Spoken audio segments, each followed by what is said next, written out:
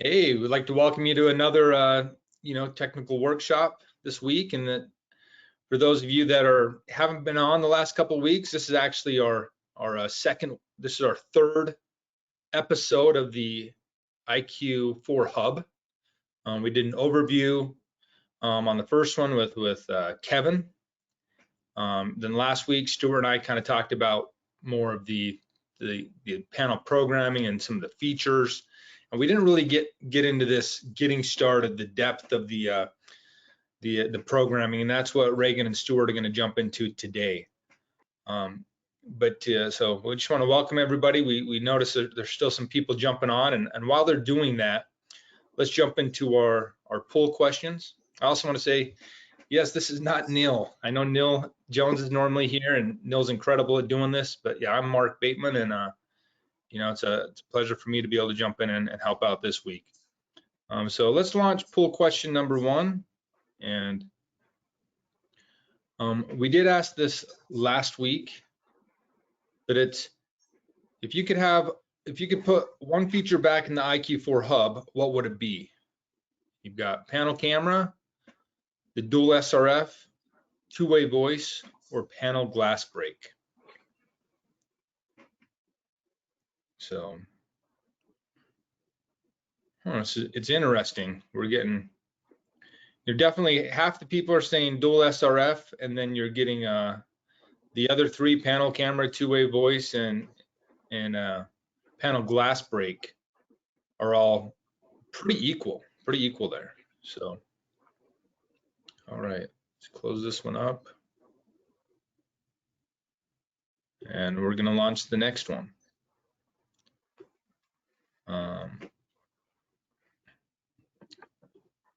So how important would a Zigbee option on the panel be? So on this IQ4 Hub, if you ran into a house,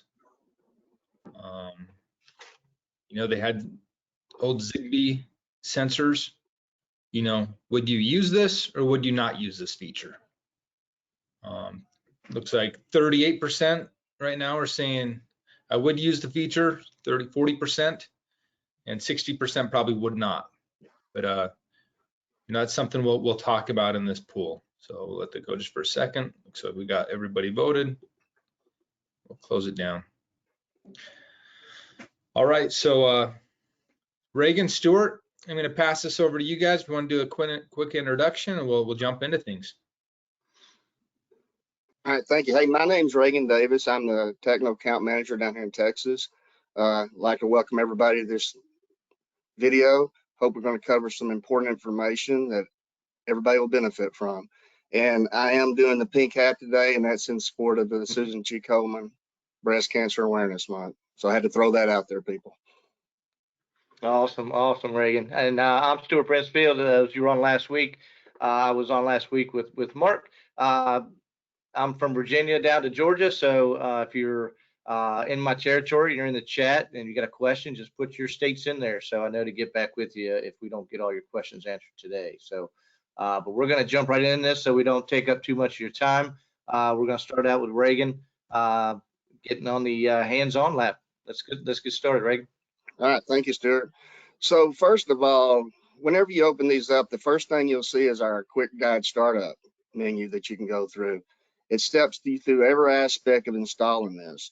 In reading every bit of it, it tells you to use the flathead screws. It tells you the polarity on the power supplies, everything. We try to make this flow seamlessly so everyone can understand how to install this stuff, because if you have a better user experience installing it, you're going to want to install it more out there in the field. So example right here, we do have the new backplate with the 3-gang, works on the 3-gang box. We redesigned that at the first of the year. Most everybody knows about that. And we do have a smart mount table stand insert on the back for people that want to install these on their desktops or, nightstands and stuff like that in their houses. So that is optional. One thing to point and be real specific about is you have to be aware with hooking your power supplies up on this. We use a D7 volt DC transformer. You do have to pay attention to your positive, negative. Make sure that that's all done, okay? Very important. And of course, the button on the side, you hold it down for 3 seconds to power it up. And of course, once you get through all that, you can create your alarm.com account. A lot of guys use the mobile tech to program stuff on the panel, and you can move on from there. On the next page, when you power the panel up itself, we come up with the easy install startup wizard. And this is what really makes it simple. One of the biggest things we've heard from the field, from technicians, is they want us to make programming easier for everybody to progress through this. And we've listened to that, we've taken that in consideration. And if you can run an iPhone or Android phone this day and time, you can pretty much well walk through the startup wizard on this. So the first one that pops up will be obviously asking you to connect your Wi-Fi. It's always important to connect your Wi-Fi, because if you're going to go in and you need to do any updates on the panel, or if it needs to go out there and see if there's an update available, you have to have Wi-Fi hooked up on this. Currently, right now, we does not support that over just the cellular 4G LTE communicator that's in the panel. So once you get the Wi-Fi up, go ahead, Stuart, pop it over the next one.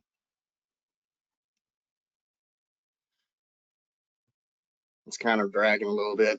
Then it's going to come in and you do your system check. So it's doing a dual path system test. We send the signal out truly dual path, meaning it is sent out through the 4G LTE and the Wi-Fi. Whichever one of those signals get to alarm.com first, they accept it, they disregard the second one. So we are true dual path. It's not a failover system like a lot of other customer stuff are. Once the Wi-Fi is connected, then you can go in and it's going to check the system. It's going to make sure that you have AC connected and it's powering up. Then it's going to go in and check your battery. It's going to make sure your battery's charging. It's going to check your cards. First of all, your Power G card. Make sure that it's installed and activated. Then it'll also check the cellular radio. Make sure your 4G LTE is programmed right when you equipped it to alarm.com. And once all the system settings are downloaded, it'll come up and do a system check test. And after that, go ahead, Stuart. I may be going a little bit fast, people. I apologize for that. Then it's going to ask you if you're ready to add your sensors. So it'll come up and it'll ask you, when you come in and it searches for sensors, with our products, you can just have to pull the battery tab out, open and close the sensor, and it's going to pop your serial number up on the screen. So, or you can scan for a QR code to do that. Once it pops up on the screen, one thing is down there in the bottom right-hand corner, you have the S line. If it is Power G, sometimes you may have to change that to Power G, but it should sense the sensor ID. It'll know whether it's Power G or standard frequency and load it promptly to what you need. You hit the save button and you're ready to move on to the next thing. And that's also where you check and make sure the sensor type is correct, adjust your sensor group, and then also you can customize the sensor name in that also. So if it's not in our library, you can make it Susie's bedroom window if you'd like to. So easy to customize everything right there the way you want it. That's great information, Stuart. Thank you. And of course, you go in and you add existing sensors. You can add new, or you can hit the next button. So you're able to go in here and program all this right through this wizard, as you can see. And it's also going to do signaling test on here. And it's going to come back and it's going to tell you whether the signal's strong, medium, or weak. So you know whether you're going to have to add repeaters or anything like that down the road. And then, of course, it goes over and it asks you for your Z-Wave devices. Pretty straightforward. You hit the start button on it. You go in and signal the Z-Wave devices. Now, a lot of time, a good procedure to follow is you clear your Z-Wave device before you add it in as new. That's just as a preventative, because sometimes when these Z-Wave devices get tested at the manufacturers before they're sent out to the distributors, people forget to clean them out. So it's just a good rule of thumb to clear your device out before you add it in new. So, or as you can see, you can still scan the QR code to learn these in. Right. So if you're using any of our Qolsys green box Z-Wave devices, they have that QR code right on them. Use the front camera, do a scan. It'll pick up all the numbers except for the SDK, and then you just add that to the system for your encryption, and you don't even have to push the button on the device. So it makes it really convenient. Very easy to do. Man, I was ahead of the game here. There was your device clear to clear the device. Sorry about that. You're all good, man. And then you can go in and obviously add device like we were, and there's what Stuart was getting to, is about where it asks if you're doing S2 authenticated or S2 unauthenticated. So very, very easy to do.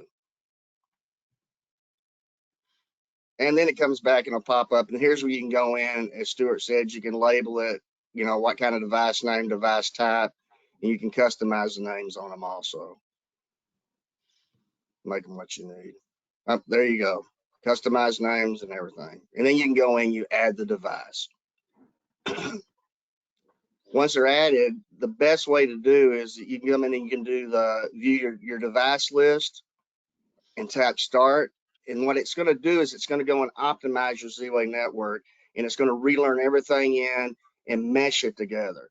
So as we all know, and it's pretty common in this industry as long as it's been out, we know that certain devices repeat the signal, Z-Wave devices. If it's a battery powered device, it isn't. So a door lock's not going to repeat a Z-Wave signal. A thermostat that's not hardwired is not going to repeat the signal. So basically going in and optimize the network aligns it to the strongest options and makes it work more efficiently for you.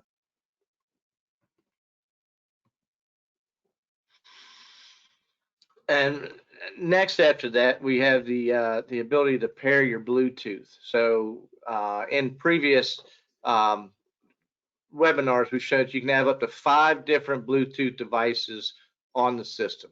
Okay, so with that, you can use it for Bluetooth disarming, or if you have the add-on subwoofer speaker base module on our IQ. Well, it doesn't work on the IQ Hub, unfortunately, but on the IQ4, you can use that for your sound also. You'd use it just like you would normally do any kind of Bluetooth where you're hooking to a speaker. You go into a pairing mode. It'll search for available phones. You click on it. You find the phone that you want to have. You click on that certain device.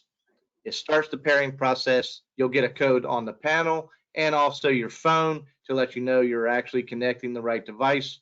You just hit pair on both, and then it shows up as device paired.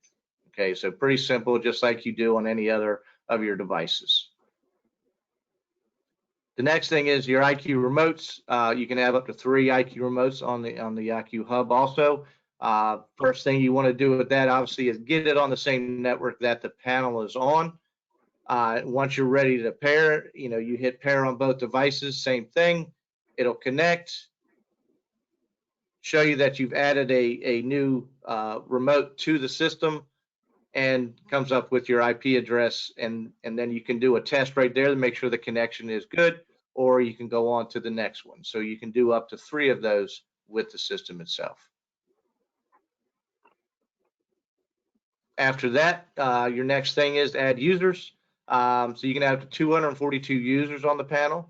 What you can do is you just customize what kind of user they are, put their name in it so you know who's arming and disarming the system. And then you can also view and make sure, the only ones in there are the ones you want to be in there. So if there's any you don't want in there, you can edit that list and delete any codes as long as you have, the master code authorization rights. After that, if you've loaded it with alarm.com, this contact info will be in there for your customer. So if anytime they need to get a hold of you, they can go to the message board on the panel itself and get this information. So phone number, website will be on that actual device. Then after that, you can do an automatic check for updates. As Reagan said earlier, you want to make sure you're on the Wi-Fi at this point. So when you hit start, it's going to go and find the latest software that's been fully vetted, tested, and is on our server to bring down any new updates that you might have on the panel. If there's an update available, the next thing will come up. It'll show what it's downloading, that it is downloading, and then give you a status as it's doing that download. When it's done, it'll do a reboot, and then at that point, everything is up to date. And that'll show you have the most. If you do have the most current software, it'll just say, hey, you have the latest, so it won't do any kind of updates. At the end, if you haven't already, a lot of customers or dealers like to have their customer go ahead and have that alarm.com app downloaded already and their account set up. But if they haven't, they can scan it right here and go right to whichever they have, an Apple or an Android, whatever it is, to download the app and get their system set up on their phones. And then the system's ready to use at this point. So that's the whole setup wizard to get the system ready to go. And now you have a working system at this point. So as you see, the wizard walks you right through the whole thing. So as long as you follow step by step, it's pretty easy to do. But if you do skip the wizard or don't want to use the wizard, you can skip that once you've done a few. But it's always a good way to test that you're getting everything in there that you're supposed to program, so you don't skip any steps. Additional devices. Okay, so we talked a little bit about the Bluetooth already, but let's talk about what it does. Okay, so you have different options on that Bluetooth. So when you add up to those 5 different devices, you can have them to where they do what's called a Bluetooth disarm. Okay, we talked about this a little bit last week, but you can actually have, if all 5 phones have left the premise, the first one back can actually have the system disarm without having to open up the app, pull the phone out of their pocket. When they get close enough, the system senses that Bluetooth device coming back, and it'll allow you to disarm the system. Now, this is set up different ways, and we have the ability to set up different disarm times. Okay, but one thing we got to remember is any device that's attached to the system have to be gone for this certain amount of time. So we have 10 minutes is the default setting, but it also allows you to adjust that from 1 up to 30 minutes as far as how long you want those devices to be gone. So it keeps you from being able to walk around your house and have the system disarm if you haven't left. So you have to leave for that certain amount of time before that disarm feature is going to be active. Okay, so in that, you just set the timeout on each one, and it does the same for each device. So it's not a different time for different devices. It's one time for the different devices. Okay, so here again, it shows you your devices that you have available, pairing requests, added successfully, and you're ready to go. IQ remotes. Biggest thing with the IQ remotes is the network, right? So we got to make sure we have a strong network. We have the ability to connect these devices and have them work effectively. We're also used to the 5 gig network. It's fast. It's great for streaming, but it's not always the best for our IQ remote. So if we want to hook to the 2.4 network. It's longer and slower, but it's more consistent than that 5 gigahertz network. So hopefully you have a network that you can use that has these 2 bands separated. If not, we have the Wi-Fi 6 shipping right now that you can add to the system, and it will automatically give you these 3 networks that you have listed here, the 2, 4, 5, and guest. But the best thing to do is get that 2.4 network and have both devices hooked on that or connected to that so that you have a good connection with your IQ remote. And like I said earlier, you can do a test. Once you have that device on it, you do a test. It'll go through. You hit the button. It's going to communicate back and forth to the panel. It's going to give you the active status. It's going to say it's good. It's going to give you your IP address. And then there you can edit, name it. If you want to say, hey, it's the master bedroom remote, you can do all that right from this page. So key programming fields. So one of the things we wanted to point out was the fact that what's always defaulted and enabled on our systems is our auto close reports allowed for auto learn, meaning you don't have to tamper the devices. All you have to do is you go into auto learn on the panel, you pull the battery tab out, you put the contact up, open it up, and it pops your information on the screen, and you follow your steps before enrolling it. So it's important to know that that's auto and that's enabled, defaulted out of the box. So the second one is, and I don't know if a lot of people know about these, all of what each one of these does. So the panels, all sirens obviously are defaulted on the panel, but you can go in and you can turn all the sirens off if you need to. And this will disable the sirens for all alarm types, but not for life safety devices, including hardwired or wireless external sirens. Of course, all sirens on mean they're on. If you do go into installer's test mode, it puts it into a mode for 30 minutes. and it does disable all sirens, and it also includes any paired or hardwire external sirens for 30 minutes, and then they automatically re-enable. So if you turn that on, you do your testing, if you get and drive your car down the road and you feel, oh man, I forgot to turn that off, it automatically shuts off after 30 minutes. So you don't have to worry about that. The auto stay and the auto stay no delay. With the auto stay, basically what's going on here is when you arm your panel away, the panel is looking for you to open and close the entry exit door. So it says, hey, I left, I turned my motions on.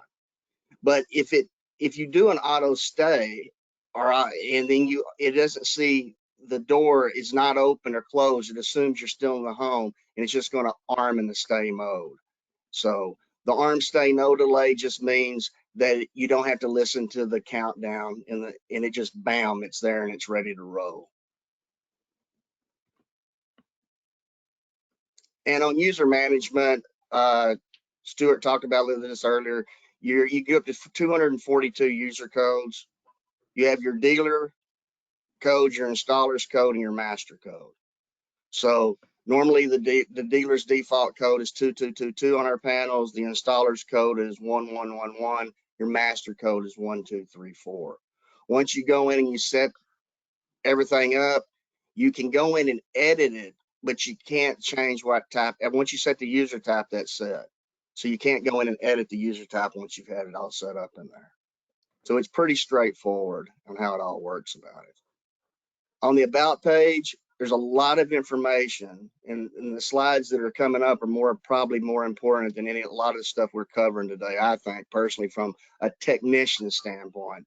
Because on this page right here, for example, you could click on the cellular icon there, and it's going to come up, and that's going to show your IMI number. You can go in and click on the battery. It'll tell you the percent of battery that's charging and where its state is. You can check your software loadout. You can see when the last patch was loaded. The panel tells you the uptime and the MAC address. That information is in the panel. Then you also have your Power G card that it tells you what the firmware upgrade is on that modem card. And you have of course, your Wi-Fi information, and you have your internal storage, which that tells you how much available room you have to put photos on there and how much available room is on the panel itself for memory. So there's a lot of information on here that you can use. It's valuable. Yeah. It's a good point. And one of my favorite things about this system, being a technician and having to run service calls, I think one of the best things we have on this panel is the ability to test just about everything that's connected to this panel. Okay. Absolutely. So we have a system test for everything. So right here on this first page, we have a Wi-Fi test, sensor test, cellular test, Z-Wave test, Power G, a new one, Power G signal strength, we're going to talk about here a little more in a second.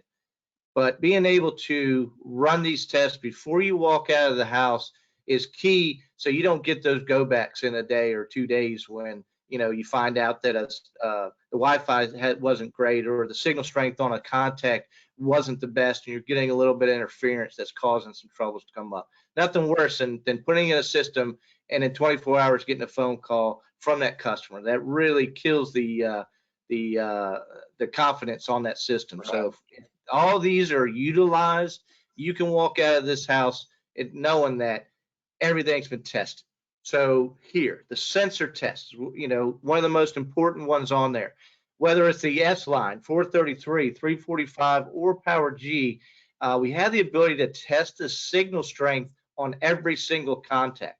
Okay, so if you go to this sensor test, and you can see, it's showing a good signal, but the real test is how much noise is in that area and how far away is that contact, its transmission or its dB level, how far away is it from the actual signal. Okay, so you see those, hopefully you can see the yellow and the red lines at the bottom. That represents your yellow is your noise level. It shows if it's near that, it's going to be poor, and the red is the critical line. So if you have yours, so those green dots, all those green dots are actually signals sent from that particular contact. Okay, so the idea is to get that green dot as far away from that yellow and that red line as possible. So the further away it is, the less chance you're going to have any kind of interference with that particular contact. So the thing is, every single contact has its own graph, has its own noise, level, and has its own dB level, because further away it is, it may not be as strong as some of the ones that are closer. So pay definite crucial attention to this particular sensor test to make sure you're not going to have any interference. If you do, change orientation, do something, to make that a little bit different. So each dot just represents a signal. So the more you look and the further you're away, the better signal strength, is going to be on that contact.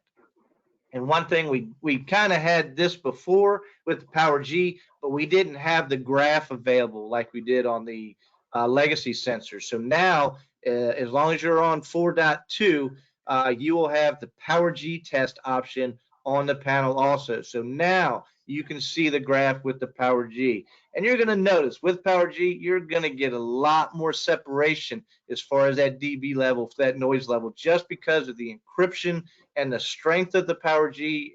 You're going to get much better results on this test than you will on the legacy, just because it's single frequency. So Power G sensor test, brand new, just coming out on the 4.2. So those two things are key in what you want to do as far as these testing. So sensor tests definitely are something you want to make sure that you do every install. Okay. So for your Z-Wave networking and stuff, and I know that we're running low on time here, so we're going to try to move through a few of these slides right quick due to time restraints. So obviously you want to put your Z-Wave devices in certain places, whether it's over 20, 25, 30 feet from another deal, you're going to have to put a repeater in, right? So once you do that, you're going to go in, you're going to rediscover your network. And you're rediscovering your network basically refreshes it, connects them all together, finds the most efficient pathway to get from the contact or the light switch or back to the panel, to the Z-Wave. So it's very, very crucial that I think that you should go in and rediscover your network after you learn everything in. Once again, utilizing all these tools to ensure a good product that's out there in the field. So you also have your neighborhood nodes for your lights. So that's just basically telling you which nodes are next to which ones in your deal. But when you do the rediscover, it's all going to auto put all that in and make it like a mesh network. So you have your Z-Wave counters, and this right here is probably the best thing of the whole deal, is you can go in and you actually see it from a distance here, or as a whole, and everything that's in green is great. And if you got something that's in red or dotted lines there, you can obviously see the signal's not as strong. You're going to have to look and put in a repeater in it. But this right here is probably Z-Wave Diagnostics is one of the great things on here. And we also have, to answer the question earlier, we was asking about the interest in Zigbee. We also have a test to test the Zigbee card in it. And that's going to be an additional little card that you'll order and just pop in the back of the IQ panel, and it'll auto install it, and you can do a test on it, and the systems test. And here you can go in and test your signal strength. So this is new that we have that's available. So is there anything else in there, Stuart, you want to? No, that's it. Yeah, I mean, anybody that wants to do Zigbee, that's an option now we didn't have before. So, but one of my favorites, Reagan, is this input voltage test. If we've had calls, it's like how much voltage is my panel getting? Real quick, we want to make sure. We all know using a 22.4 with twisted pair together does not make an 18.2. So if you are using existing keypad wires, this is going to be key to your making sure that you're getting the input voltage that you should to charge the battery. So if you're below 6 volts or really below 5 volts, this battery is not going to charge up. So it may work while you're there, but if it's not getting the voltage, it's just going to drain that battery. Even though it's still plugged in, it's not going to charge. So like Reagan was talking about earlier, showing that battery on that about page. When you click battery, it's going to tell you, yes, it's charging and it's going up, not coming down. But this right here, when you click on this, it's going to say exactly what voltage that the panel's getting. And if it's low, it's going to tell you, hey, you need to fix it. And this is a way to do it. So Yes. definitely a huge thing on this right here. So huge addition. And then lastly here, the panel test. This is something it'll just one button will run arm, disarm, LEDs, photos, help videos, arm and disarm, your sirens. It'll just run a test on all the things that maybe you're not thinking about, just to kind of double check. And if everything passes, it'll say pass. If anything fails, it's going to tell you anything that fails. So huge tools in this part of the system that's going to allow you to do a confident install every time. And I know we've just reached our max time here, but reach out to us if there's anything else. I hope this has been beneficial. Just we're here. This half hour isn't all we have. We have the ability to help you guys on the phone, webinars, other webinars, one-on-ones, whatever it might be. So anything we can help you with, please, reach out to us. If you're not sure who to reach out to Qolsys.com, and they will direct you to the right person to talk to. Mark, we have any questions that we need answered? We don't. We got them all covered here. You guys did an incredible job. So thank you. So, but no lingering questions. So awesome. Well, thanks to you guys behind the scenes getting all that taken care of. Reagan, it's been a pleasure spending this time with you and all of you out there. Appreciate your time. Look for the next group of webinars coming up. I think the next one's going to be IQ Pro. Look for that notice on when that's going to run. But thank you guys for your time. We know it's valuable to you, and hope this was helpful. Thank you. Have a good one, guys. Thanks for joining. All right. Thanks, everybody. Thank you.